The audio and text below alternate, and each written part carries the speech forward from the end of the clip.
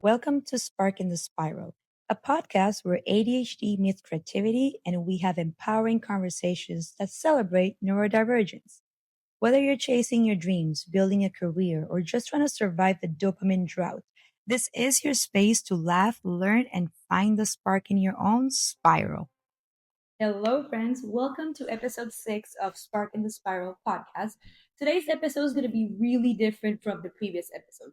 Today's not going to be about the magic, the superpower, and ADHD. It's actually going to be the opposite. Today is going to be about what happens when it doesn't spark, it fizzles. And when the light dims for you, a lot of things really accumulate in your spirit. Like people see ADHD as creativity, as this magical combo, until the magic burns out and you're left thinking, what just happened?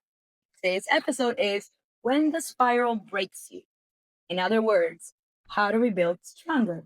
So let's dive into it. If you've ever felt stuck, questioning your worth, your existence, your purpose, your values, like the list really goes on, I've been there.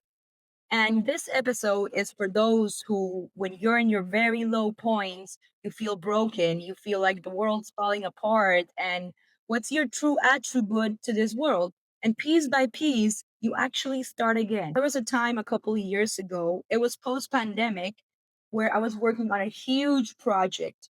And this project was one of those projects that had the potential to actually change my life forever and lead into a different direction aligned with my goals and values of being a trendsetter and exposed to that recognition, that bringing value for the industry. I was working on a collaborative project along with one of the top IT designers, software engineer, and VP of technology marketing. And it was a combination of creating a prototype of a product design with marketing strategy, marketing ideas, where it could actually be executed from beginning to end. Like it was one of those things that combine my creativity aspects, but also my marketing aspects, especially when things were difficult for me at that time, where I had transitioned from working at corporate or marketing, and I wanted to be able to grow my own business and have multiple sources of income and multiple projects that cannot just be a project that I promote on pop-up events or on different social media platforms, but a product and a marketing strategy that could become very well known internationally, obviously starting by testing the product. So it was a jewelry gadget. We were going to eventually do different prototypes in rings, earrings, keychains, unisex styles, but it was going to start with a unisex bracelet that had a combination of trendiness, efficient, lightweight, but also functional with features of how to track your temperature with your skin when it comes to like the COVID situation, people around you with it to avoid COVID scenarios, flu, vaccines, other additional aspects. That was a multi-purpose jewelry, yet functional. So I was like in the middle of that project. I was going in meetings, I was traveling, I was doing research, different kinds of research. I was also meeting with manufacturers, etc. And towards like the middle of the project, like a few steps left before actually testing the prototype. And it was like one of those things that I really didn't plan happening because it was something that I worked for, I manifested, I prayed for. It should have been my moment. And I remember sitting in my desk, just staring at the screen for hours and hours and hours, but not really doing anything about it. Like I know my emails piled up. I would not show up on meetings. I would not reply. I would not answer in like the ideas brainstorming board. My brain was just like shut off. It's literally like if someone just unplugged the cord. My heart was racing. I was always freezing. I was super shaky. I almost didn't really recognize myself to a point that I felt like I couldn't even move. And then this voice came to my head again in this specific scenario that just whispered to me, "You're lazy. Do you think this is going to work? You don't have experience in this background. All these other people know more than you. What makes you think that this is going to be functional? If anyone could do it, why can't you?" At that moment, right after I had these voices in my head, I decided that I'm just going to stop answering people, which I did, and just putting my phone in silence, do not disturb, having excuse per excuse. It even took me to lie to people that I actually loved, that supported me, believed in me, that trusted me, as well as new encounters that mentored me in the past. And I would just tell them, like, I'm fine, I'm doing great, everything is okay. I just have other priorities, other things to do. But really, I was drowning. I was in my apartment, the lights was shut off, I was scrolling for hours, scrolling and scrolling and scrolling, like if that would be a source of inspo, but I'm actually not doing anything about it. I was feeling a really heavy mix of like a combination between shame and exhaustion. And then fast forward up to now. When I say now, I mean like today's era per se.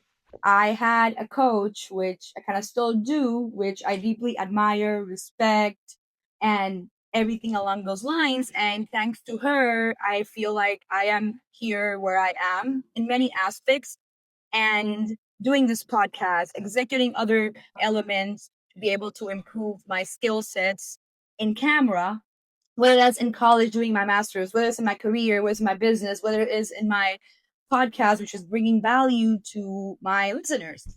The list could go on. It all connects the dots, but overall, it's made my life way better. Even part of me afterwards was still broken and reminiscing the story that I actually shared with you guys. I was like, okay, what if this is a repetitive cycle and this happens again? What if it's no one's gonna like care because so many people are doing it? Kind of like the same in some way or another imposter syndrome ish like thoughts that would actually stop me and everything would be a waste of time. So something similar did happen, not quite to the extent of the previous story, because now I was more aware that understanding those thoughts does not mean that it's my reality. I would understand it, I would see how I feel, even if it was negative thoughts, but then I would stop and then continue either the next day or take a break, but I would not give up.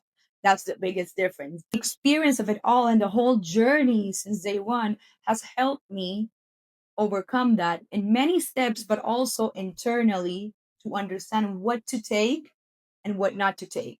So that be voices in your head, whether that be imposter syndrome, whether that be what people say, whether that be your inner gut. But no one's going to know you as much as you do. And is that understanding of thinking about the positive things and what you actually bring to the table that is more powerful and magical versus all the other things.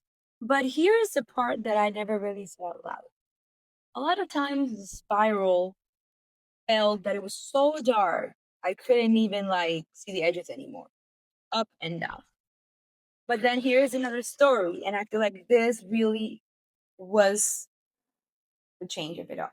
I remember that I recently actually got a cat a couple of months ago, which I truly love. He's a Russian blue, but his name is Zeke. And I remember like something cracked open to me. Zeke patted into my arm and just played on my leg and my chest and just all over me.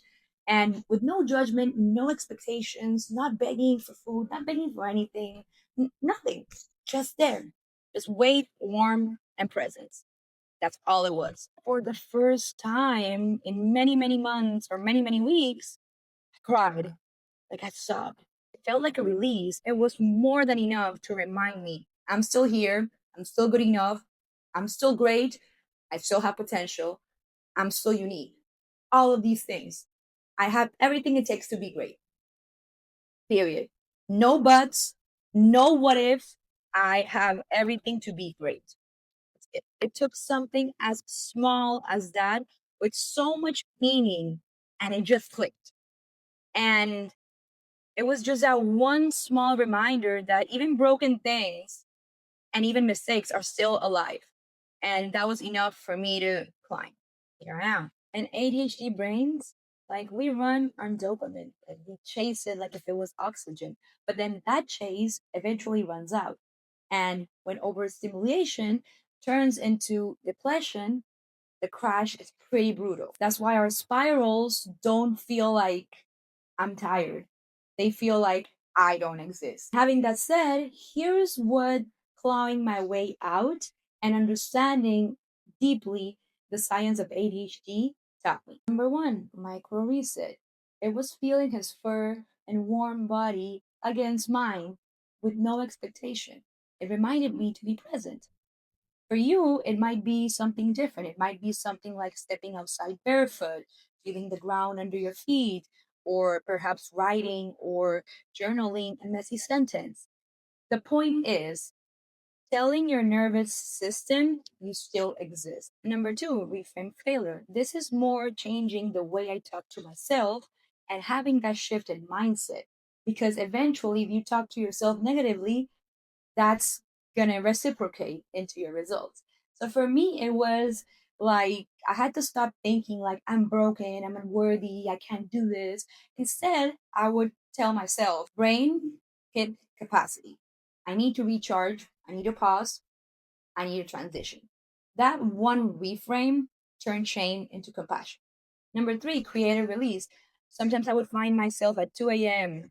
painting with no purpose, just painting until I stop, just different canvases. Other times I would just record myself on like voice note to myself crying or videos to myself crying or even dance around my room in the dark. It didn't fix everything, but it moved the heaviness out of my body. Number four, community anchor. And that's one of those things that I believe we should use more. And that's something I needed to understand as well. So I remember I had this or have this mentor, coach, one of my best friends as well. And I would sit with him. We had a conversation with no judgment and just understanding me and giving me a different perception of what if it works? How could we make this better? What is the ultimate goal? How do you feel about that? Just shifting that mindset into a different perception, put more positive things into action. When I actually was able to do it, I was like, yes, what if it does work? And that felt amazing because the first options was not like the objections and all the buts on it. It was the possibilities. And understanding the possibility didn't even give my brain space for the objections. And if there were small bumps and ups and downs, my brain was already shifted into it's fixable. It has a solution. Just that, like having one or two people who get it and who don't shame you when you say, I can't do it today. I don't feel good today. Who literally sit with you in silence. That's medicine. It's the dope in other words. And lastly, compassionate wins. For me, stacking up different wins was so powerful. And I implement that in my master's, in my career, in my new projects, even in the podcast. Stacking up all these wins not just gives me confidence to move to the next aspect or the next journey or the next project of my life, it gives me understanding of what I could do to get it better and to align with my goals and bring value. But more importantly, it wires a message to your brain and builds that positive habit and language. Another thing that it really does is that it really adds up over time and makes you feel lighter and with more clarity. And you don't need rigid systems to do that or hardcore structure or deadlines. You just need a break through and be yourself. And here's the thing, spirals don't erase creativity, they actually reshape it stronger. Growth is born inside the spiral, not after it. Remember that. And if you're in that place right now, I see you. You don't need to climb out today. You don't need to find a solution today. You just need one crack of light. The spiral isn't only a breakdown, it's also the shape of like rebirth or reincarnation per se. The real superpower is in not avoiding the spiral, but embracing it while learning how to rebuild from it again and again and again. So I'll leave you with this. What was your lowest spiral? What did today teach you about your strengths? Journal it, voice note it, even DM me if you feel like sharing. I really want to start weaving like your voices into this podcast because I feel like healing doesn't really happen alone. You need a supportive culture, you need a community, a circle.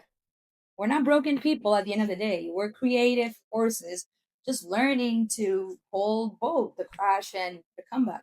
Thanks for being here. I will see you in the next episode of Spark in the Spiral and keep sparking in your spiral. And remember that.